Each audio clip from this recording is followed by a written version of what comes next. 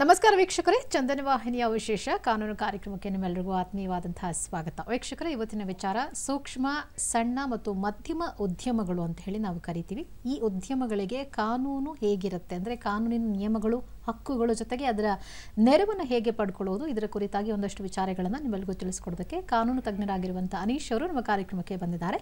ಬನ್ನಿ ಅವ್ರನ್ನ ಕಾರ್ಯಕ್ರಮಕ್ಕೆ ಸ್ವಾಗತ ಮಾಡೋಣ. ಸರ್ ನಮಸ್ತೆ, ಕಾರ್ಯಕ್ರಮಕ್ಕೆ ಪ್ರೀತಿಯ ಸ್ವಾಗತ. ಸರ್, ಸಣ್ಣ ಉದ್ಯಮಗಳು ಅತೀ ಹೆಚ್ಚಾಗಿ ಎಲ್ಲ ಕಡೆ ಕೂಡ ಬೆಳ್ಕೊಂಡ್ಬಿಟ್ಟಿದ್ದಾವೆ. ಸಣ್ಣ ಉದ್ಯಮಗಳಿಂದಲೇ ಕೂಡ ಈ ಒಂದು ದೊಡ್ಡ ದೊಡ್ಡ ಇಂಡಸ್ಟ್ರಿಗಳು ಕ್ರಿಯೇಟ್ ಆಗೋದು. ಬಟ್ ಈ ಸಣ್ಣ ಉದ್ಯಮಗಳನ್ನು ಪ್ರಾರಂಭ ಮಾಡಬೇಕು ಅಂತಂದರೆ ಅದರದ್ದೇ ಆದಂಥ ಒಂದು ರೂಲ್ಸ್ ಆ್ಯಂಡ್ ರೆಗ್ಯುಲೇಷನ್ಸ್ಗಳಿದ್ದಾವೆ. ಅಫ್ಕೋರ್ಸ್ ಅದನ್ನು MSME ಅಂತ ಕೂಡ ನಾವು ಕರಿತೀವಿ. ಸೊ ಫಸ್ಟಿಗೆ ನಮಗೆ ಎಕ್ಸ್ಪ್ಲೈನ್ ಮಾಡಿ, MSME ಅಂತಂದರೆ ಏನು ಅಂತ ಹೇಳಿ. MSME ಅಂದರೆ ಒಂದು ಸಣ್ಣ, ಮಧ್ಯಮ ಮತ್ತು ಅತಿ ಸೂಕ್ಷ್ಮವಾದಂತಹ ಉದ್ಯಮಗಳನ್ನು MSME ಅಂತ ಕರೀತಾರೆ. ಈ ಗೌರ್ಮೆಂಟ್ ಆಫ್ ಇಂಡಿಯಾ ಈಗ ಏನು ಮಾಡಿದೆ ಹೇಳಿದ್ರೆ, ಅದನ್ನು ಚಿಕ್ಕ ಚಿಕ್ಕ ಉದ್ಯಮಗಳನ್ನು ಭಾರತ ದೇಶದಲ್ಲಿ ಮೇಕ್ ಇನ್ ಇಂಡಿಯಾ ಇರ್ಬೋದು ಅಥವಾ ಬೇರೆ ಬೇರೆಯಾದಂತಹ ಒಂದು ಸ್ಕೀಮ್ಗಳನ್ನು ತಂದು ಭಾರತದಲ್ಲಿ ಮ್ಯಾನುಫ್ಯಾಕ್ಚರಿಂಗ್ ಮತ್ತು ಅದನ್ನು ಸರ್ವಿಸ್ ಓರಿಯೆಂಟೆಡ್ ಇಂಡಸ್ಟ್ರೀಸ್ನ ಬೆಳೆಸುವ ಬಗ್ಗೆ ಅತಿ ಹೆಚ್ಚು ಗಮನ ಹರಿಸ್ತಾ ಇದೆ. ಇದರ ಮುಖಾಂತರ ನಾವು ಭಾರತ ಸರ್ಕಾರವು MSME ಅನ್ನುವಂಥ ಬೇರೆ ಸ್ಕೀಮ್ಗಳನ್ನು ತಂದು ಚಿಕ್ಕ, ಮಧ್ಯಮ ಮತ್ತು ಅತಿ ಸೂಕ್ಷ್ಮವಾದಂತಹ ಉದ್ಯಮಗಳನ್ನು ಕಾನ್ಸಂಟ್ರೇಷನ್ ಮಾಡಿ ಅದನ್ನು ಬೆಳೆಸುವಂಥ ಗಮನ ಹರಿಸ್ತಾ ಇದೆ. ಓಕೆ ಸರ್, ಈಗ MSME ಅನ್ನೋದನ್ನು ಹೇಗೆ ನಿರ್ಧರಿಸ್ತೀರಾ, ಅಂದರೆ ಯಾವ ಆಧಾರದ ಮೇಲೆ ನಿರ್ಧರಿಸ್ತೀರಾ? MSME ಅನ್ನೋ ಬಗ್ಗೆ ನಾವು ಪ್ರತಿಯೊಂದು ಸಲ ನಿರ್ಧಾರ ಮಾಡಬೇಕಾದ್ರೆ ಅದರದ್ದು ಕ್ಯಾಪಿಟಲ್ ಮತ್ತು ಇನ್ವೆಸ್ಟ್ಮೆಂಟ್ಗಳ ಆಧಾರದ ಮೇಲೆ ಈಗಿರುವಂಥ ಪದ್ಧತಿಯಲ್ಲಿ ನಿರ್ಧಾರ ಮಾಡ್ತಾರೆ. ಅತಿ ಸೂಕ್ಷ್ಮ ಉದ್ಯಮಗಳು ಯಾವುದಾದ್ರೂ ಮ್ಯಾನುಫ್ಯಾಕ್ಚರಿಂಗ್ ಯೂನಿಟ್ಗಳಾಗಿದ್ದರೆ ಅದರಲ್ಲಿ ₹1 ಹಿಡಿದು 25 ಲಕ್ಷ ರೂಪಾಯಿಗಳಂತಹ ಪ್ಲಾಂಟ್ ಆ್ಯಂಡ್ ಮೆಷಿನರಿ ಮೇಲೆ ಇನ್ವೆಸ್ಟ್ಮೆಂಟ್ ಇದ್ದರೆ ಅದನ್ನು ಅತಿ ಸೂಕ್ಷ್ಮ ಇಂಡಸ್ಟ್ರಿ ಅಂತ ಕರೀತಾರೆ. ಅದರ ನಂತರವಾಗಿ 25 ಲಕ್ಷಕ್ಕಿಂತ 5 ಕೋಟಿವರೆಗೆ ಇರುವಂತಹ ಪ್ಲಾಂಟ್ ಆ್ಯಂಡ್ ಮೆಷಿನರಿ ಇನ್ವೆಸ್ಟ್ಮೆಂಟ್ ಇರುವಂತಹ ಉದ್ಯಮಗಳನ್ನು ಚಿಕ್ಕ ಉದ್ಯಮಗಳು, ಅಥವಾ 5 ಕೋಟಿಗಿಂತ ಜಾಸ್ತಿ ಇರುವಂತಹ 5 ಕೋಟಿಗಿಂತ 10 ಕೋಟಿ ಇರುವಂತಹ ಇನ್ವೆಸ್ಟ್ಮೆಂಟ್ ಇರುವಂಥ ಉದ್ಯಮಗಳನ್ನು ಮಧ್ಯಮ ಉದ್ಯಮಗಳು ಅಂತ ಕರೀತಾರೆ. ಹಾಗೆಯೇ ಸರ್ವಿಸ್ ಸೆಕ್ಟರಲ್ಲಿ ಯಾವುದಾದ್ರೂ ಇಂಡಸ್ಟ್ರಿ ಸರ್ವಿಸ್ ಸೆಕ್ಟರ್ಲಿ ಇದ್ದಾಗ 10 ಲಕ್ಷ ಮೊದಲ 10 ಲಕ್ಷದ ತನಕ ಇನ್ವೆಸ್ಟ್ಮೆಂಟ್ ಇದ್ದದನ್ನು ನಾವು ಅತಿ ಸೂಕ್ಷ್ಮ ಅಥವಾ ಚಿಕ್ಕ ಉದ್ಯಮ ಅಂತ ಕರೆದು, 10 ಲಕ್ಷಕ್ಕಿಂತ 2 ಕೋಟಿ ತನಕ ಇರುವಂಥ ಇನ್ವೆಸ್ಟ್ಮೆಂಟ್ ಇದ್ದಂತಹ ಯಾವುದಾದ್ರೂ ಇಂಡಸ್ಟ್ರಿಗಳನ್ನು ನಾವು ಅದನ್ನು ಚಿಕ್ಕ ಉದ್ಯಮ ಅಂತ ಕರಿತೀವಿ. 2 ಕೋಟಿಗಿಂತ ಹೆಚ್ಚಾಗಿರುವಂತಹ ಯಾವುದೇ ಉದ್ಯಮಗಳನ್ನು ನಾವು ಮಧ್ಯಮ ಉದ್ಯಮ ಅಂತ ಸರ್ವಿಸ್ ಸೆಕ್ಟರಲ್ಲಿ ಕರೆದು ಅದನ್ನು ಹಾಗೆ ಕ್ಲಾಸಿಫೈ ಮಾಡ್ಕೊಂಡು MSME ಅಂತ ಸೆಗ್ರಿಗೇಟ್ ಮಾಡ್ಕೊಳ್ತೇವೆ. ಓಕೆ ಸರ್, ಈಗ ಈ ಸಣ್ಣ ಉದ್ಯಮಗಳು ಅಥವಾ ಸೂಕ್ಷ್ಮ ಉದ್ಯಮಗಳು ಅಂತ ನಾವೇನು ಕರಿತೀವಿ, ಇದಕ್ಕೆ ಇರಬೇಕಾದಂಥ ಕಾನೂನಿನ ಒಂದು ರೈಟ್ಸ್ ಅಂತ ಏನು ಕರಿತೀವಿ, ಯಾವ ಥರ ರೈಟ್ಸ್ ಇದೆ ಅಂಥೇಳಿ ಉದ್ಯಮ ಪ್ರಾರಂಭ ಮಾಡೋದಕ್ಕೆ? ಉದ್ಯಮ ಪ್ರಾರಂಭ ಮಾಡೋದಕ್ಕೆ ನೀವು ಲೋಕಲ್ ಲಾಸ್ ಅಂದರೆ ಯಾವುದೇ GST ಸರ್ಟಿಫಿಕೇಟ್ಗಳು ಅಥವಾ ಅಂತಹ ಯಾವುದೇ ಲೋಕಲ್ ಲಾಸನ್ನು ನೀವು ಕಂಪ್ಲೈ ಮಾಡಿರಲೇಬೇಕಾಗ್ತದೆ. ಅದ ನಂತರ ನೀವು ಪಾನ್ ಕಾರ್ಡ್ ಅಥವಾ ಬೇರೆ ಯಾವುದಾದ್ರೂ ಕಾನೂನುಗಳಲ್ಲಿ ಕೊಟ್ಟಿರುವಂತಹ ನಿಬಂಧನೆಗಳನ್ನು ಫಾಲೋ ಮಾಡಿಕೊಂಡು ನಂತರ ನೀವು MSME ಆ್ಯಕ್ಟ್ 2006 ಅಂತ ಗೌರ್ಮೆಂಟ್ ಆಫ್ ಇಂಡಿಯಾ ಅದನ್ನು ಬಿಡುಗಡೆ ಮಾಡಿದೆ 2006ಅಲ್ಲಿ. ಅದರ ಪ್ರಕಾರ ಕೆಲವೊಂದು ಷರತ್ತುಗಳನ್ನು ವಿಧಿಸ್ತದೆ ನಿಮಗೆ. ಆ ಷರತ್ತುಗಳಲ್ಲಿ ನೀವು ಬಂದರೆ, ಅದು ಷರತ್ತುಗಳನ್ನು ಫಾಲೋ ಮಾಡಿದ್ರೆ ಒಂದು ಉದ್ಯಮ್ ಅಂತ ವೆಬ್ಸೈಟ್ ಇರುತ್ತೆ. ಆ ವೆಬ್ಸೈಟಲ್ಲಿ ತಾವು ತಮ್ಮನ್ನು ಅದರಲ್ಲಿ ಕೊಟ್ಟಿರುವಂಥ ಡೀಟೇಲ್ಸ್ಗಳನ್ನು ಫಿಲ್ ಮಾಡಿಕೊಂಡು ತಾವು ಅದನ್ನು ಅಲ್ಲಿ ರಿಜಿಸ್ಟರ್ ಮಾಡ್ಕೋಬೇಕಾಗ್ಬೋದು. ಓಕೆ ಸರ್, ಈಗ ರಿಜಿಸ್ಟ್ರೇಷನ್ ಪ್ರೊಸೀಜರ್ ಹೇಗಿರುತ್ತೆ ಸರ್? ರಿಜಿಸ್ಟ್ರೇಷನ್ ಪ್ರೊಸೀಜರ್ ತುಂಬ ಸರಳವಾದ ಪ್ರೊಸೀಜರ್ ಇರುತ್ತೆ. ರಿಜಿಸ್ಟ್ರೇಷನ್ ಯಾವುದೇ ಉದ್ಯಮಗಳು, MSME ಉದ್ಯಮಿಗಳು ತಮ್ಮಷ್ಟಕ್ಕೆ ತಾವೇ ಹೋಗಿ ಅದನ್ನು ರಿಜಿಸ್ಟ್ರೇಟ್ ಮಾಡ್ಕೊಳ್ಬೋದು. ಯಾರೇ ಮಧ್ಯವರ್ತಿಗಳು ಅಥವಾ ನಿಮಗೆ ಯಾವುದೇ ಸಹಾಯವಿಲ್ಲದೆ ತುಂಬ ಸಿಂಪಲ್ ಆದ ಪ್ರೊಸೀಜರ್ಗಳನ್ನು ಫಾಲೋ ಮಾಡ್ಕೊಂಡು ತಮ್ಮ ಅಥೆಂಟಿಕೇಶನ್ ಡಾಕ್ಯುಮೆಂಟ್ಗಳನ್ನು ಅಲ್ಲಿ ಪ್ರೊಡ್ಯೂಸ್ ಮಾಡಿ ಆಟೋಮೆಟಿಕ್ಕಾಗಿ ರಿಜಿಸ್ಟರ್ ಮಾಡ್ಕೋಬೋದು. ಓಕೆ ಸರ್, ಈಗ ರಿಜಿಸ್ಟ್ರೇಷನ್ ಆದಮೇಲೆ ಕೆಲವೊಂದಷ್ಟು ಬಾಧ್ಯತೆಗಳು ಅಂತ ಇರುತ್ತೆ. ಒಂದು ಕಂಪನಿಯಿಂದ ಇನ್ನೊಂದು ಕಂಪನಿಗೆ ಕೆಲವೊಂದಷ್ಟು ಬಾಧ್ಯತೆಗಳು ಅಂತಿರುತ್ತೆ. ಸೊ ಯಾವ ರೀತಿ ಇರಬೇಕಾಗುತ್ತೆ ಬಾಧ್ಯತೆಗಳು ಅಂತಂದರೆ? ಒಂದು ಸಲ ನೀವು MSME ಅಂತ ರಿಜಿಸ್ಟರ್ ಆದ ಮೇಲೆ ತಮಗೆ ಕೆಲವೊಂದು ರೈಟ್ಸ್ಗಳು ಆಟೋಮೆಟಿಕ್ಕಾಗಿ ಕ್ರಿಯೇಟ್ ಆಗ್ತದೆ. MSME ಆ್ಯಕ್ಟ್ 2006 ಪ್ರಕಾರ ತಾವು ಆಟೋಮೆಟಿಕ್ಕಾಗಿ ತಮಗೆ ರೈಟ್ಗಳನ್ನು ಅವರೇ ಕೊಟ್ಟಿರ್ತಾರೆ. ಮೊದಲ ರೈಟ್ ಹೇಳಿದ್ರೆ, ತಮಗೆ ಯಾವುದೇ ಕಂಪನಿಗೆ ತಾವು ಸರ್ವಿಸ್ ಅಥವಾ ಪ್ರಾಡಕ್ಟನ್ನು ಸಪ್ಲೈ ಮಾಡಿದ್ದಾಗ ಆ ಕಂಪನಿಯವರು ತಮಗೆ 45 ಯಾವುದೇ ಅಗ್ರಿಮೆಂಟ್, ಬೇರೆ ಯಾವುದೇ ಅಗ್ರಿಮೆಂಟ್ಗಳನ್ನು ಹೊರತುಪಡಿಸಿ ಯಾವುದು ಇದ್ದರೂ ಕೂಡ ಅದು ಇನ್ವ್ಯಾಲಿಡ್ ಆಗಿ MSME ಆ್ಯಕ್ಟ್ ಪ್ರಕಾರ 45 ದಿನದೊಳಗೆ ತಮಗೆ ಎಲ್ಲ ಪೇಮೆಂಟ್ಗಳು ಬಂದು ಸೇರಬೇಕು. ಯಾವುದೇ ಪಕ್ಷದಲ್ಲಿ ತಮಗೆ 45 ದಿನದೊಳಗೆ ತಮಗೆ ಪೇಮೆಂಟ್ ಬಂದು ಸೇರೋದಿಲ್ಲ ಅಂತ ಇದ್ದಾಗ MSME ಆ್ಯಕ್ಟ್ ಪ್ರಕಾರ ತಮಗೆ ಬ್ಯಾಂಕ್ ರೇಟ್ಗಿಂತ 3 ಪಟ್ಟು, ಅಂದರೆ 6% ಇದ್ದರೆ 18%, 7% ಇದ್ರೆ 21%, ಹಾಗೆ 3 ಪಟ್ಟು ರೇಟ್ ಆಫ್ ಇಂಟ್ರೆಸ್ಟ್ ಜೊತೆ ಯಾವುದೇ ಕಂಪನಿಗಳು ತಮಗೆ ಏನು ಹಣ ನೀಡಬೇಕಾ ಅದನ್ನು ಇಂಟ್ರೆಸ್ಟ್ ಸಹಿತವಾಗಿ ನೀಡಬೇಕು ಅಂತ ಕಾನೂನಲ್ಲಿ ಹೇಳ್ತದೆ. ಅಂದರೆ ಸರ್ ಈಗ MSME ಕಂಪನಿಗಳು ಅಂತಂದರೆ ಒಂದು ಸಣ್ಣ ಉದ್ಯಮ, ಸೂಕ್ಷ್ಮ ಮಧ್ಯಮ ಇಂಥ ಉದ್ಯಮಗಳನ್ನು ಪ್ರಾರಂಭ ಮಾಡೋ ಮುನ್ನ ಅಥವಾ ಪ್ರಾರಂಭ ಆದಮೇಲೆ ಕೆಲವರು ಪ್ರಾರಂಭ ಮಾಡೋಕ್ಕಿಂತ ಮುಂಚೆ ಲೋನ್ಗೆ ಅಪ್ಲೈ ಮಾಡ್ತಾರೆ, ಕೆಲವರು ಇನ್ವೆಸ್ಟ್ಮೆಂಟ್ ಮಾಡಿದ ಮೇಲೆ ಲೋನ್ ಅಪ್ಲೈ ಮಾಡ್ತಾರೆ. ಸೊ ಲೋನ್ ಫೆಸಿಲಿಟಿ ಹೇಗಿರುತ್ತೆ ಅಂತ? ಲೋನ್ ಫೆಸಿಲಿಟಿ ನೀವು ತಗೊಳ್ಬೇಕಾಗಿದ್ರೆ ಮೊದಲಾಗಿ ತಾವು MSMEಯಲ್ಲಿ ರಿಜಿಸ್ಟರ್ ಆಗಿರಲೇಬೇಕಾಗ್ತದೆ. MSME ರಿಜಿಸ್ಟರ್ ಆದ ನಂತರ ತಮಗೆ ಒಂದು ಉದ್ಯಮ ಆಧಾರ್ ಕಾರ್ಡ್ ಅನ್ನುವಂತಹ ಒಂದು ಐಡೆಂಟಿಫಿಕೇಷನ್ ನಂಬರನ್ನು ಕೊಡ್ತಾರೆ. ಆ ಐಡೆಂಟಿಫಿಕೇಷನ್ ನಂಬರ್ ಹಿಡ್ಕೊಂಡು ತಾವು ಯಾವುದಾದ್ರೂ ಪ್ರಾಜೆಕ್ಟ್ ಅಥವಾ ಏನೊಂದು ಪ್ರಪೋಸಲ್ ತಗೊಂಡು ಬ್ಯಾಂಕಿಗೆ ಹೋದರೆ ಬ್ಯಾಂಕ್ನವರು ತಮ್ಮ ಪ್ರಪೋಸಲ್ ಮೇಲೆ 10 ಕೋಟಿ ತನಕ ವಿದೌಟ್ ಕೊಲ್ಯಾಟ್ರಲ್ ಸಾಲ ನೀಡುವಂತಹ ಒಂದು ವ್ಯವಸ್ಥೆಯನ್ನು ಕೂಡ ರೂಪಿಸಲಾಗಿದೆ. ಅಂದರೆ ಸರ್ ಈಗ ಲೋನ್ ತಗೊಂಡಿರ್ತಾರೆ, ಬಟ್ ಇನ್ವೆಸ್ಟ್ಮೆಂಟ್ ಮಾಡಿದ ಮೇಲೆ ಲೋನ್ ತಗೊಂಡ ಮೇಲೆ ಯಾವ್ಯಾವ ರೀತಿ ಒಂದು ವ್ಯಾಜ್ಯಗಳು ಕ್ರಿಯೇಟ್ ಆಗಬಹುದು ಸರ್? ಇನ್ವೆಸ್ಟ್ಮೆಂಟ್ ಮಾಡಿ ಲೋನ್ ತಗೊಂಡ ನಂತರ ಬೇರೆ ಬೇರೆ ರೀತಿಯ ವ್ಯಾಜ್ಯಗಳು ಕ್ರಿಯೇಟ್ ಆಗ್ಬೋದು. ನಿಮಗೆ ಬರುವಂಥ ಹಣಗಳ ಬಗ್ಗೆ ಇರ್ಬೋದು, ಅಥವಾ ತಾವು ಲೋನ್ ರೀಪೇಮೆಂಟ್ ಮಾಡೋ ಬಗ್ಗೆ ಇರ್ಬೋದು, ಆ ರೀಪೇಮೆಂಟ್ ಮಾಡೋ ಶೆಡ್ಯೂಲ್ ಬಗ್ಗೆ ಇರ್ಬೋದು. ತಾವು ಕೆಲವು ಸಂದರ್ಭದಲ್ಲಿ ಚಿಕ್ಕ ಇಂಡಸ್ಟ್ರಿಗಳು ಬೇರೆ ಬೇರೆ ರೀತಿಯಾದಂತಹ ಒಂದು ತಾಪತ್ರಯಗಳನ್ನು ಅವರ ಬಿಸ್ನೆಸ್ಸಲ್ಲಿ ಫೇಸ್ ಮಾಡ್ತದೆ. ಅಂಥ ಸಮಯದಲ್ಲಿ ಬ್ಯಾಂಕ್ಗಳವರನ್ನು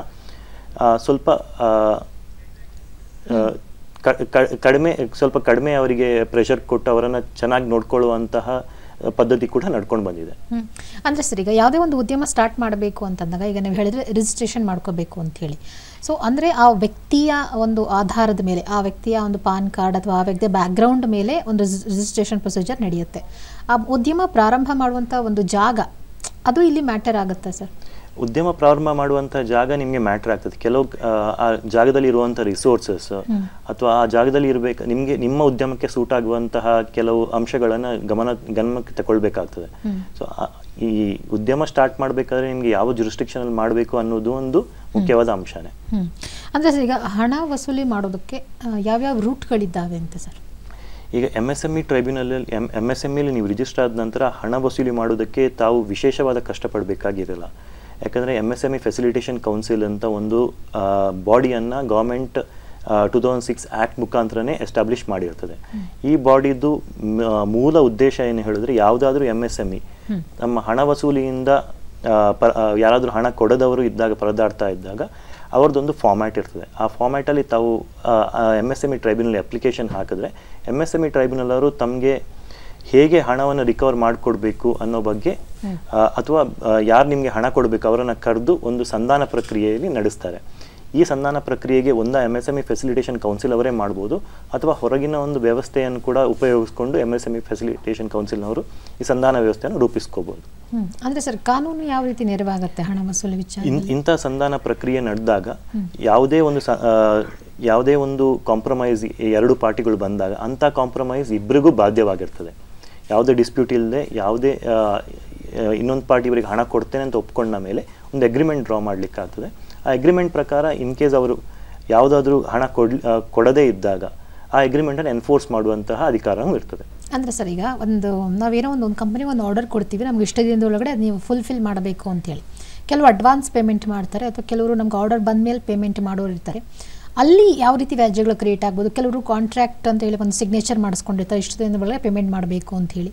ಸೊ ಅಷ್ಟು ದಿನದ ಒಳಗಡೆ ಅವ್ರು ಮಾಡಲಿಲ್ಲ, ಕಾಂಟ್ರಾಕ್ಟ್ ಅದನ್ನು ಬ್ರೇಕ್ ಮಾಡಿದ್ರು ಅಂದರೆ ಸೊ ಕಾನೂನು ಯಾವ ರೀತಿ ಆ್ಯಕ್ಷನ್ ತೊಗೋಬೋದು, ಅಥವಾ ಅವ್ರ ಮೇಲೆ ಯಾವ ರೀತಿ ಆ್ಯಕ್ಷನ್ ತೊಗೋಬೋದು ಅಂತ? ಈ MSME ಆ್ಯಕ್ಟ್ ಪ್ರಕಾರ ನೀವು ಇದು ಆ್ಯಕ್ಟ್ ಏನು ಸೆಕ್ಷನ್ 15 ಆಫ್ MSME ಆ್ಯಕ್ಟ್ ಏನು ಹೇಳ್ತದೆ ಹೇಳಿದ್ರೆ, ತಾವು ಯಾವುದೇ ಅಗ್ರಿಮೆಂಟ್ ಮಾಡ್ಕೊಳ್ಳಿ, ಯಾರ ಜೊತೆನೂ ಮಾಡ್ಕೊಳ್ಳಿ, ಆದರೆ ನೀವು ಕೊಟ್ಟಂತಹ ಒಂದು ಆರ್ಡರ್ ಇರ್ಬೋದು ಅಥವಾ ತಾವು ಕೊಟ್ಟಂಥ ಒಂದು ಸರ್ವಿಸ್ ಇರ್ಬೋದು, MSME ಕಂಪನಿ ಆದವರು ಒಂದು ಕೊಟ್ಟ ಸರ್ವಿಸ್ ಇರ್ಬೋದು, ಆ ಸರ್ವಿಸಿಗೆ ಯಾವ ದಿನದಿಂದ ಇನ್ವಾಯ್ಸ್ ಜನರೇಟ್ ಮಾಡ್ತೀರಾ ಅಲ್ಲಿಂದ 45 ದಿನದೊಳಗೆ ತಮಗೆ ಹಣ ಬಂದೇ ಬರಬೇಕು. ಯಾರು ಸರ್ವಿಸ್ ತಗೊಂಡಿರ್ತಾರೆ ಅಥವಾ ಯಾರು ಗೂಡ್ಸ್ ತಗೊಂಡಿರ್ತಾರೆ ಅವ್ರಿಗೆ ಹಣ ಕೊಟ್ಟೇ ಕೊಡಬೇಕು. ಕೊಡದಿದ್ದಾಗ ತಾವು ಬೇರೆ ರೀತಿಯಲ್ಲಿ ರಿಕವರ್ ಮಾಡುವಂಥ ವ್ಯವಸ್ಥೆಗಳನ್ನು ಕೊಟ್ಟಿರ್ತಾರೆ. ಪ್ರತಿ ದಿನ ಡಿಲೇಗೆ ತಮಗೆ ಬ್ಯಾಂಕಿದ್ದು 3% ಅಂದರೆ 3 ಪಟ್ಟು ಇಂಟ್ರೆಸ್ಟನ್ನು ಒದಗಿಸಿ ಕೊಡುವಂತಹ ವ್ಯವಸ್ಥೆ ಕೂಡ ಇರ್ತದೆ. ಅಂದರೆ ಸರ್ ಇವಾಗ 45 ಡೇಸ್ ಟೈಮ್ ಕೊಟ್ಟಿರ್ತಾರೆ, ಅಷ್ಟರೊಳಗಡೆ ಅವರು ನಾವು ಕೊಟ್ಟಿರೋ ಆರ್ಡರ್ನ ಕೂಡ ಕೊಡಬೇಕು, ಪ್ಲಸ್ ಪೇಮೆಂಟ್ ಮಾಡಬೇಕು. ಕೊಟ್ಟಿರೋ ಆರ್ಡರ್ನ ಲೇಟ್ ಮಾಡೋದ್ರಿಂದ 45 ಡೇಸ್ ಆದರೂ ಕೂಡ ನಾವು ಕೇಳಿರುವಂಥ ಒಂದು ಪ್ರಾಡಕ್ಟ್ ಏನಿದೆ ಅದು ನಮಗೆ ಸಿಗಲಿಲ್ಲ, ಇನ್ನೂ ಡಿಲೇ ಆಗ್ತಾ ಇದೆ ಅಂದಾಗ ಅವಾಗ ಪೇಮೆಂಟ್ ಕೂಡ ಡಿಲೇ ಆಗುತ್ತೆ. ಆ ಪ್ರೊಸೀಜರ್ ಸರ್ ನಾವು MSMEಯಲ್ಲಿ ಬೇಸಿಕಲಿ ಕಾನ್ಸಂಟ್ರೇಟ್ ಮಾಡೋದು MSMEಗಳಿಗೆ ಬರಬೇಕಾದಂಥ ಡ್ಯೂಗಳ ಬಗ್ಗೆ. ಈ ಡ್ಯೂಗಳ ಬಗ್ಗೆ ನಾವು ಕ್ಲಿಯರ್ ಆಗಿ ಅಲ್ಲಿ ಮೆನ್ಷನ್ ಮಾಡಿರ್ತಾರೆ. MSMEಗಳು ನಿಮಗೆ ಯಾವಾಗ ಹಣ ಬರಬೇಕು ಅಂತ ಇರ್ತದ, ಯಾರಿಗೆ ಸರ್ವಿಸ್ ಕೊಟ್ಟಿರ್ತಾರ ಅಂಥ ಡ್ಯೂಗಳ ಬಗ್ಗೆ ರಿಕವರ್ ಮಾಡೋ ಬಗ್ಗೆ ನಾವು ಇಲ್ಲಿ ಕಾನ್ಸಂಟ್ರೇಟ್ ಮಾಡೋದೇ ಹೊರತು MSMEಗಳಿಗೆ ಕೊಟ್ಟಂಥ ಆರ್ಡರ್ಗಳ ಬಗ್ಗೆ ಏನಾಗಿದೆ ಅನ್ನೋ ಬಗ್ಗೆ ಇಲ್ಲಿ ಅಷ್ಟು ಡೀಟೇಲ್ ಆಗಿ ಹೇಳಿರುವುದಿಲ್ಲ. ಓಕೆ, ಈಗ ಸರ್, ಈಗ ರಿಕವರಿ ಪ್ರೊಸೀಜರ್ ಹೇಳಿದ್ರಿ. ಈಗ ರಿಕವರಿ ಪ್ರೊಸೀಜರ್ ಅಂದರೆ 45 ಡೇಸ್ ಆದಮೇಲೆ ಅದರ ಮೇಲೆ ಎಷ್ಟು ದಿನಗಳ ಕಾಲ ಟೈಮ್ ಕೊಡ್ತಾರೆ ಅಂತೇಳಿ? ನೀವು 45 ಡೇಸ್ ನಿಮಗೆ ಟೈಮ್ ಕೊಟ್ಟ ನಂತರ ನೀವು 46 ಡೇಗೆ ನಿಮಗೆ ಹಣ ಬರದಿದ್ದಾಗ ತಾವು MSME ಫೆಸಿಲಿಟೇಷನ್ ಕೌನ್ಸಿಲ್ ತಮ್ಮ ವ್ಯಾಜ್ಯವನ್ನು ದಾಖಲು ಮಾಡಬಹುದು. ಅಲ್ಲಿಂದ MSME ಫೆಸಿಲಿಟೇಷನ್ ಕೌನ್ಸಿಲ್ನವರು ತಮ್ಮ ವ್ಯಾಜ್ಯವನ್ನು ಸೆಟಲ್ ಮಾಡಲಿಕ್ಕೆ ಅಥವಾ ಇತ್ಯರ್ಥ ಮಾಡಲಿಕ್ಕೆ ಟ್ರೈ ಮಾಡಿ ಅಲ್ಲೂ ಫೇಲ್ ಆದಾಗ ಸೊ ಏನು ವ್ಯಾಜ್ಯ ಇರ್ತದೆ, ಅದು ಏನು ಅಮೌಂಟ್ ಡಿಸ್ಪ್ಯೂಟ್ ಇರ್ತದೆ, ಅದನ್ನು ಡೈರೆಕ್ಟಾಗಿ ಆರ್ಬಿಟ್ರೇಷನ್ ಕೌನ್ಸಿಲಿಗೆ ಅದು ಆರ್ಬಿಟ್ರೇಷನಿಗೆ ರೆಫರ್ ಮಾಡ್ತಾರೆ. ಈ ಆರ್ಬಿಟ್ರೇಷನ್ ಪ್ರೊಸೀಜರ್ ಹೇಗೆ ನಡೀತದೆ ಹೇಳಿದ್ರೆ, ಯೂಶ್ವಲಿ ನಾವು ಬೇರೆ ಯಾವುದೇ MSME ಅಲ್ಲದ ವ್ಯಾಜ್ಯಗಳಲ್ಲಿ ತಾವು ಒಂದು ನೋಟಿಸ್ ಕಳಿಸಿ ಯಾರನ್ನಾದರೂ ಒಬ್ಬರು ಆರ್ಬಿಟ್ರೇಟರ್ನ ಅಪಾಯಿಂಟ್ ಮಾಡಿ ಆ ಆರ್ಬಿಟ್ರೇಟರ್ ಮುಖಾಂತರ ನಾವು ಆ ವ್ಯಾಜ್ಯವನ್ನು ಬಗೆಹರಿಸ್ಕೊಳ್ಬೇಕಾಗ್ತದೆ. ಯಾವಾಗ ಆರ್ಬಿಟ್ರೇಟರ್ ಅಪಾಯಿಂಟ್ಮೆಂಟ್ ಬಗ್ಗೆ ಡಿಸ್ಪ್ಯೂಟ್ ಇರ್ತದೆ, ಹೈಕೋರ್ಟ್ ಕೂಡ ಇಂಟರ್ಫಿಯರ್ ಆಗೋ ಒಂದು ಮಾಧ್ಯಮ ಇದೆ. ಆದರೆ MSME ಅನ್ನೋ ಈ ಕಾನ್ಸೆಪ್ಟಲ್ಲಿ ಹೈಕೋರ್ಟ್ನ ಇಂಟರ್ಫಿಯರೆನ್ಸ್ ತುಂಬ ಕಮ್ಮಿ ಇರ್ತದೆ. ನಾವು MSME ಫೆಸಿಲಿಟೇಷನ್ ಕೌನ್ಸಿಲಲ್ಲಿ ನಾವು ಯಾವಾಗ ಒಂದು ವ್ಯಾಜ್ಯದ ಬಗ್ಗೆ ದೂರು ದಾಖಲು ಮಾಡಿರ್ತೇವೆ, ಅಲ್ಲಿ ಯಾವಾಗ ವ್ಯಾಜ್ಯ ಸೆಟಲ್ ಆಗಿರುವುದಿಲ್ವ ಆ ಸಮಯದಲ್ಲಿ MSME ಫೆಸಿಲಿಟೇಷನ್ ಕೌನ್ಸಿಲ್ ಅವರೇ ಡೈರೆಕ್ಟಾಗಿ ಅದನ್ನು ಆರ್ಬಿಟ್ರೇಷನ್ ರೆಫರ್ ಮಾಡ್ಬೋದು. ಇಲ್ಲಿ ಹೈಕೋರ್ಟ್ಗೆ ಹೋಗಿ ಹೈಕೋರ್ಟಿಂದ ರೆಫರ್ ಆಗೋ ಆ ಒಂದು ಪ್ರೊಸೀಜರ್ನ ಇಲ್ಲದಾಗಿ ಮಾಡಿದ್ದಾರೆ. ಅಂದರೆ ಸರ್, ಈಗ ಸಣ್ಣ ಉದ್ಯಮಗಳಿಗೆ ಅಥವಾ ಮಧ್ಯಮ ವರ್ಗದ ಉದ್ಯಮಗಳಿಗೆ ಹೈಕೋರ್ಟ್ ಅಷ್ಟಾಗಿ ಪ್ರವೇಶ ಮಾಡೋದಿಲ್ಲ. ಬಟ್ ಈಗ ದೊಡ್ಡ ದೊಡ್ಡ ಉದ್ಯಮಗಳು ಬಂದಾಗ ಈ ಥರ ಪೇಮೆಂಟ್ ರಿಕವರಿ ಸ್ಟೇಜಿಗೆ ಬಂದಾಗ ಬಟ್ ಹೈಕೋರ್ಟ್ ಇಂಟರ್ಫಿಯರ್ ಆಗಲೇಬೇಕಾಗುತ್ತೆ. ಹೈಕೋರ್ಟ್ ಯಾವಾಗ ಇಂಟರ್ಫಿಯರ್ ಆಗ್ತದೆ ಹೇಳಿದ್ರೆ, ಆರ್ಬಿಟ್ರೇಷನ್ ಅಲ್ಲಿ ಆರ್ಬಿಟ್ರೇಷನ್ ಅಂಡ್ ಕನ್ಸಿಲೇಷನ್ ಆಕ್ಟ್ ಅಂತ ಒಂದಿರ್ತದೆ. ಸೊ ಆ ಆರ್ಬಿಟ್ರೇಷನ್ ಕನ್ಸಿಲೇಷನ್ ಆಕ್ಟ್ ಅಲ್ಲಿ ಇಬ್ಬರು ಪಾರ್ಟಿಗಳು ಒಂದು ಒಪ್ಪಂದ ಮಾಡ್ಕೊಂಡಿರ್ತಾರೆ. ಆ ಒಪ್ಪಂದದ ಪ್ರಕಾರ ಒಬ್ಬರು ಆರ್ಬಿಟ್ರೇಟರ್ ಮುಖಾಂತರ ನಮ್ಮ ಈ ಕಾಂಟ್ರಾಕ್ಟ್ ಆ ಒಪ್ಪಂದದಲ್ಲಿ ಬರುವಂಥ ಡಿಸ್ಪ್ಯೂಟ್ಸ್ಗಳನ್ನು ಆ ಆರ್ಬಿಟ್ರೇಟರ್ ಮುಖಾಂತರ ನಾವು ಅದನ್ನು ರಿಸಾಲ್ವ್ ಮಾಡ್ಕೊಳ್ತೀವಿ ಅಂತ ಒಂದು ಒಪ್ಪಂದ ಮಾಡ್ಕೊಂಡಿರ್ತಾರೆ. ಯಾವಾಗ ಆರ್ಬಿಟ್ರೇಟರ್ ಯಾರನ್ನ ಅಪಾಯಿಂಟ್ ಮಾಡಬೇಕು, ಆರ್ಬಿಟ್ರೇಟರ್ ಒಂದು ಮಧ್ಯಮ ವ್ಯಕ್ತಿ, ಅವರು ನ್ಯೂಟ್ರಲ್ ಆಗಿರುವಂಥ ವ್ಯಕ್ತಿ, ಅವರ ಈ ಎರಡು ವ್ಯಾಜ್ಯಗಳನ್ನು ಸಾಲ್ವ್ ಮಾಡುವಂತಹ ಒಬ್ಬ ವ್ಯಕ್ತಿ ಆಗಿರ್ತಾನೆ. ಯಾವಾಗ ಇಬ್ಬರಲ್ಲಿ ಒಮ್ಮತ ಇರುವುದಿಲ್ವ, ಯಾರನ್ನ ಅಪಾಯಿಂಟ್ ಮಾಡಬೇಕು ಅನ್ನೋ ಒಮ್ಮತ ಇರುವುದಿಲ್ಲ, ಆಗ ಹೈಕೋರ್ಟ್ ಪ್ರವೇಶ ಮಾಡಿ ಒಬ್ಬರನ್ನ ಅಪಾಯಿಂಟ್ ಮಾಡ್ತದೆ. ಆದರೆ ಇಂಥ MSME ಟ್ರೈಬ್ಯುನಲ್ MSME ಉದ್ಯಮದಲ್ಲಿ ಏನು ಮಾಡ್ತಾರೆ ಅಂದರೆ, MSME ಟ್ರೈಬ್ಯುನಲ್ಲೇ ಅವರನ್ನು ಯಾರನ್ನ ಒಬ್ಬರನ್ನ ಅಪಾಯಿಂಟ್ ಮಾಡುವಂಥ ಅಧಿಕಾರ ಅದಕ್ಕೆ ಹೊಂದಿರ್ತದೆ. ಓಕೆ ಸರ್, ಈಗ ಕಮರ್ಷಿಯಲ್ ಕೋರ್ಟ್ಸ್ ಕೂಡ ಇದರಲ್ಲಿ ಬರುತ್ತೆ. ಸೊ ಕಮರ್ಷಿಯಲ್ ಕೋರ್ಟ್ಸ್ನ ಪಾತ್ರ ಏನು ಸರ್ ಇದರಲ್ಲಿ? ಈಗ ಈ MSME ಫೆಸಿಲಿಟೇಷನ್ ಕೌನ್ಸಿಲಲ್ಲಿ ಯೂಶ್ವಲಿ ಬೆನಿಫಿಟ್ ಸಿಗೋದು ಮೈಕ್ರೋ ಮತ್ತು ಸ್ಮಾಲ್ ಇಂಡಸ್ಟ್ರಿಗೆ ಮಾತ್ರ. MSME ಸಮಾಧಾನ ಅಂತ ಒಂದು ಸ್ಕೀಮ್ ಇರ್ತದೆ, ಅದರ ಮುಖಾಂತರ MSME ಫೆಸಿಲಿಟೇಷನ್ ಮಾಡಿ ಸಂಧಾನ ಮಾಡುವಂಥ ಫೆಸಿಲಿಟಿ ಇರುವುದು. ಈ ಮಧ್ಯಮ ಅಂದರೆ ಮೀಡಿಯಂ ಸ್ಕೇಲ್ ಇಂಡಸ್ಟ್ರೀಸ್ಗೆ ಅಥವಾ ಅದಕ್ಕಿಂತ ದೊಡ್ಡ ಇಂಡಸ್ಟ್ರೀಸ್ಗಳಿಗೆ ಈ ರಿಕವರಿ ಇಶ್ಯೂಸ್ ತುಂಬ ಎಫೆಕ್ಟ್ ಆಗ್ತಾ ಇತ್ತು ಮುಂಚೆ ಭಾರತ ದೇಶದಲ್ಲಿ. ನಮ್ಮ ಕೋರ್ಟ್ ಸಿಸ್ಟಮಿಗೆ ಹೋದರೆ ಯೂಶ್ವಲಿ ಎಲ್ಲರೂ ಕೋರ್ಟಿಗೆ ಹೋಗೋದಕ್ಕೆ ಹಿಂಜರಿತಾ ಇದ್ರು, ಬೇರೆ ಬೇರೆ ಕಾರಣಗಳಿಂದ.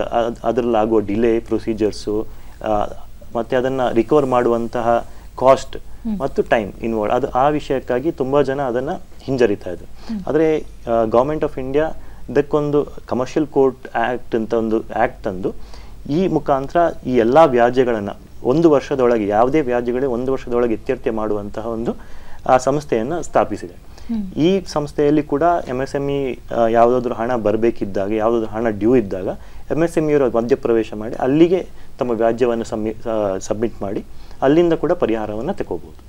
ಅಂದರೆ ಸರ್, ಇವಾಗ ಕಮರ್ಷಿಯಲ್ ಕೋರ್ಟ್ಗಳಲ್ಲಿ ಈ ವ್ಯಾಜ್ಯಗಳನ್ನು ಎಷ್ಟು ಬೇಗ ಸಾಧ್ಯ ಆಗುತ್ತೋ ಅಷ್ಟು ಬೇಗ ಸಾರ್ಟ್ಔಟ್ ಮಾಡೋ ಪ್ರಯತ್ನ ನಡೀತಾ ಇದೆ. ಸುಮಾರು ಅಂದಾಜು ಎಷ್ಟು ಸಾವಿರ ಕೇಸಸ್ಗಳು ಪೆಂಡಿಂಗ್ ಇರ್ಬೋದು ಅಂತಂದರೆ ವರ್ಷಾನುಗಟ್ಟಲೆ ಪೇಮೆಂಟ್ ಕೊಡದೆ ಹಾಗೆ ಉಳಿಸ್ಕೊಂಡಿರ್ತಾರೆ ಸರ್. ಆ ಕೇಸಸ್ಗಳು ಕಂಟಿನ್ಯೂ ಆಗ್ತಾ ಇರ್ತಾ ಹೇಗೆ ಅಂತ? ಮುಂಚಿನ ಒಂದು ಸಿಸ್ಟಮಲ್ಲಿ ಕೋರ್ಟ್ನಲ್ಲಿರುವಂತಹ ತುಂಬ ವ್ಯಾಜ್ಯಗಳು ಕೋರ್ಟಿನ ರಶ್ ಹಾಗಾಗಿ ತುಂಬ ಪೇಮೆಂಟ್ಸ್ಗಳು ಕೊಡುವಂಥ ಕೇಸ್ಗಳು ತುಂಬ ಟೈಮ್ ಪೆಂಡಿಂಗ್ ಇರ್ತಾ ಇತ್ತು. ಆದರೆ ಕಮರ್ಷಿಯಲ್ ಕೋರ್ಟ್ ಎಸ್ಟಾಬ್ಲಿಷ್ಮೆಂಟ್ ಆದ ನಂತರ ಆದಷ್ಟು ಬೇಗ, ಅಂದರೆ ತುಂಬ ಪ್ರೊಸೀಜರಲ್ಲಿ ಕೇಸ್ಗಳನ್ನು ತಗೊಂಡು ಹೋಗದೆ ಆದಷ್ಟು ಬೇಗ ನೀವು ಆ ಡಿಸ್ಪ್ಯೂಟ್ಗಳ ಕಡೆ ಗಮನ ಕೊಟ್ಟು, ಪ್ರೊಸೀಜರಲ್ಲಿ ಮುಳುಗಿಸದೆ ಯಾವುದೇ ಒಂದು ವಿಷಯವನ್ನು ಡಿಸ್ಪ್ಯೂಟ್ ಕಡೆ ಗಮನ ಕೊಟ್ಟು ಅದನ್ನು ಇತ್ಯರ್ಥ ಮಾಡೋ ಕಡೆ ಒಂದು ಹಾದಿಯನ್ನು ಕಮರ್ಷಿಯಲ್ ಕೋರ್ಟ್ ಅವರು ತಗೊಳ್ತಾ ಇದ್ದಾರೆ. ಆದಷ್ಟು ಬೇಗ ಈ ಕೇಸಸ್ಸನ್ನು ಹೇಗೆ ಡಿಸೈಡ್ ಮಾಡ್ಬೋದು ಅಥವಾ ಜಜ್ಮೆಂಟ್ ಹೇಗೆ ಪಾಸ್ ಮಾಡ್ಬೋದು ಅಥವಾ ಯಾವುದೋ ಒಂದು ಪಕ್ಷಕ್ಕೆ ನ್ಯಾಯ ಹೇಗೆ ಒದಗಿಸ್ಕೊಡ್ಬೋದು ಅನ್ನೋ ಒಂದು ಕಾನ್ಸಂಟ್ರೇಷನ್ ಮುಖಾಂತರ ಕಮರ್ಷಿಯಲ್ ಕೋರ್ಟ್ ಎಸ್ಟಾಬ್ಲಿಷ್ಮೆಂಟ್ ಮಾಡ್ಕೊಳ್ಳಿ. ಹೌದು ಸರ್, ಇದರಿಂದ ಕಮರ್ಷಿಯಲ್ ಕೋರ್ಟಿಂದ ಹೆಚ್ಚು ಯಾರಿಗೆ ಲಾಭ ಆಗುತ್ತೆ ಸರ್? ಕಮರ್ಷಿಯಲ್ ಕೋರ್ಟಿಂದ ಯಾರಿಗೆ ಹಣ ಬರಲಿಕ್ಕಿರ್ತದೆ ಅಥವಾ ಹಣ ಒಂದೇ ವಿಷಯ ಅಲ್ಲ, ಅಥವಾ ಬೇರೆ ಬೇರೆ ಒಂದು ಬಿಸ್ನೆಸ್ ಟ್ರಾನ್ಸಾಕ್ಷನ್ ಆಗಿರ್ಬೋದು ಅಥವಾ ಕಮರ್ಷಿಯಲ್ ಟ್ರಾನ್ಸಾಕ್ಷನ್ ಆಗಿರ್ಬೋದು, ಇಂಥ ಟ್ರಾನ್ಸಾಕ್ಷನಲ್ಲಿ ಬೇರೆ ಬೇರೆ ರೀತಿಯಂತ ಕಮರ್ಷಿಯಲ್ ಎಂಟಿಟೀಸ್ಗಳಿಗೆ ಆ ವ್ಯಾಜ್ಯಗಳನ್ನು ಪರಿಹರಿಸಿಕೊಳ್ಳಲಿಕ್ಕೆ ಕಮರ್ಷಿಯಲ್ ಕೋರ್ಟನ್ನು ಎಸ್ಟಾಬ್ಲಿಷ್ ಮಾಡಿದ್ದಾರೆ. ಇದರಲ್ಲಿ ಹಣ ಒಂದೇ ಒಂದು ಮಾಧ್ಯಮ, ರಿಕವರಿ ಆಫ್ ಮನಿ ಇಸ್ ಒಂದು ಪಾರ್ಟ್ ಅಷ್ಟೇ. ಅದರಲ್ಲಿ ಉದ್ಯಮಗಳಲ್ಲಿ ಬರುವಂತಹ ಬೇರೆ ಬೇರೆ ವ್ಯಾಜ್ಯಗಳು ಇರ್ಬೋದು, ಅದು ಕನ್ಸ್ಟ್ರಕ್ಷನ್ ರಿಲೇಟೆಡ್ ಇರ್ಬೋದು ಅಥವಾ ಬ್ಯಾಂಕಿಂಗ್ ರಿಲೇಟೆಡ್ ಇರ್ಬೋದು, ಅಥವಾ ಅಂತಹ ಒಂದು 10-15 ಬಗೆಗಳ ವ್ಯಾಜ್ಯಗಳನ್ನು ಕಮರ್ಷಿಯಲ್ ಕೋರ್ಟ್ ಡಿಸೈಡ್ ಮಾಡ್ಬೋದು. ಆದರೆ ಸರ್, ಈಗ ಟ್ರಾನ್ಸಾಕ್ಷನ್ ವಿಚಾರದಲ್ಲಿ ನಾವು ಯಾಕೆ ವಿಶೇಷವಾದಂಥ ಒಂದು ಇಂಟ್ರೆಸ್ಟ್ ಅಥವಾ ಗಮನ ಹರಿಸಬೇಕು ಅಂತೇಳಿ?